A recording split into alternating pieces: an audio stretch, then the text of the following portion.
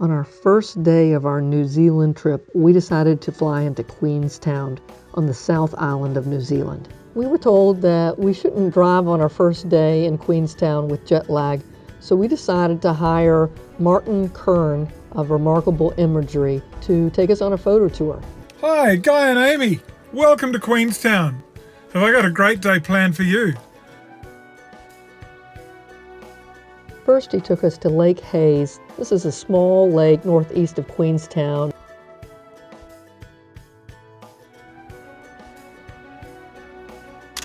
The lake is known for its gorgeous reflections, and it did not disappoint.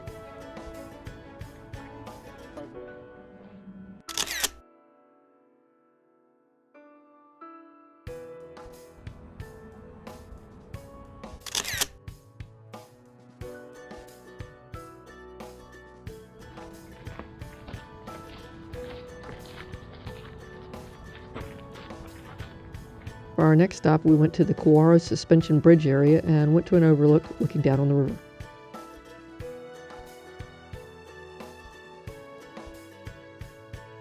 This gorgeous blue water that you see is the water you see all over Queenstown, and it's caused from the runoff from the glaciers, and it just makes for phenomenal photography. One of the iconic activities for Queenstown is bungee jumping. Bungee jumping started in Queenstown in 1988. Jumping from the bridge is effectively like jumping off a 10-story building. And sure enough, there were absolutely insane people jumping off a perfectly good bridge. We watched two people jump off and decided this insanity might be catching and got the heck out of there. Next, Martin took us to an off-the-beaten-path place where the Kauara River narrows up to a constriction point, and we hiked out to the overlook to be able to look down on the water. This narrowing in the river is a little below the Roaring Meg waterfall.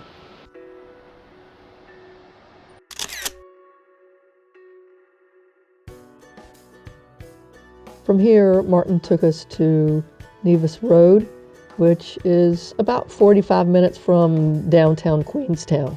The Nevis Road was originally a trail route for the Maori.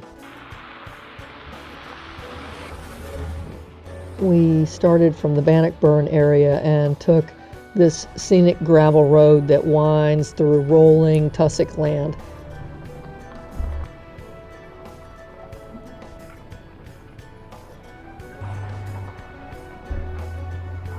It is treeless and stark and absolutely breathtakingly gorgeous. Nevis Road goes up to Duffer's Saddle, which is at an elevation of 4,265 feet or 1,300 meters. That makes this the highest public road in New Zealand.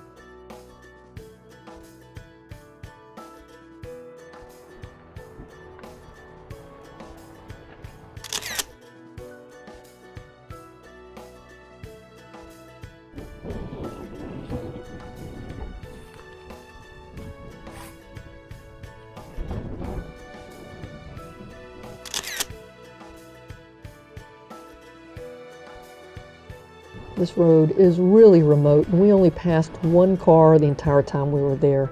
There is no mobile phone coverage for the whole valley. You can go on the Nevis Road at any time. There is no cost, but there's also no restrooms. There's no camping, no fires, and any trash you take in, please take it out. This is private land that the road crosses, so please respect their property and livestock. It wouldn't hurt to have another car with you in case you run into problems, because you are a long way from help.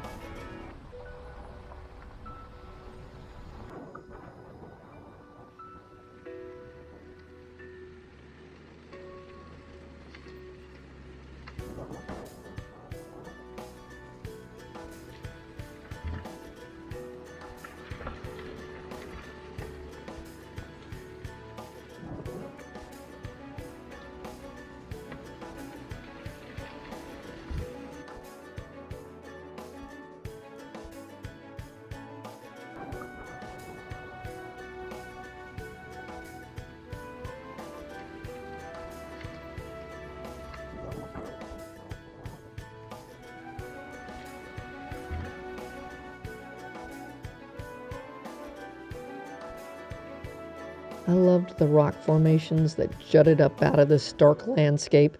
It made you want to get out of the car and just run around them and explore them. So we did.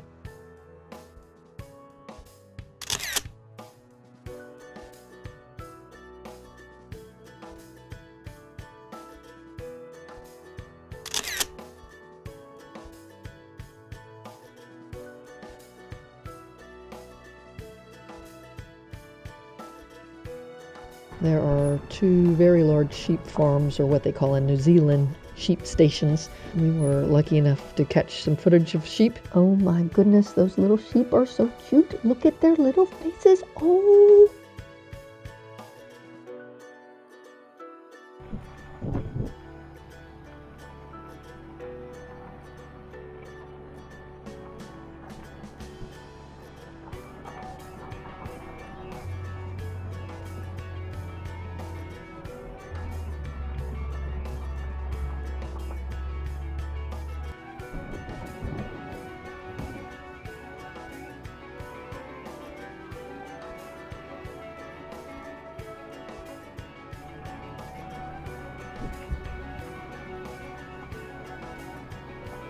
We took the road as far as the Nevis Crossing Township, which used to be an old gold mining community. In 1862, gold was found, and there was a gold rush that inundated this area with people trying to find their luck and fortunes. Martin explained to us that the road from here required some ford passing, and the road became uneven enough that only a four-wheel drive could pass.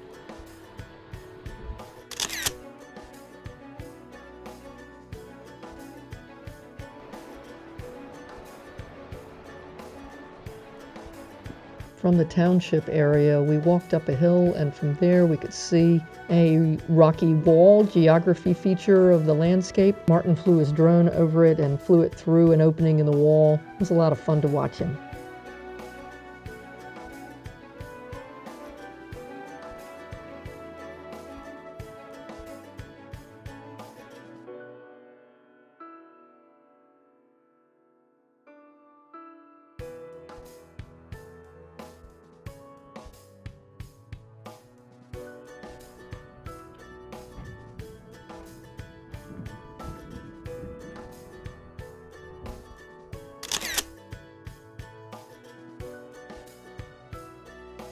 This was a marvelous first day. We are so happy that we decided to join Martin for this trip. We highly recommend Remarkable Imagery photography tours. If you go with him, you won't be disappointed. If we're back in this area in New Zealand again, we will definitely go out with Martin.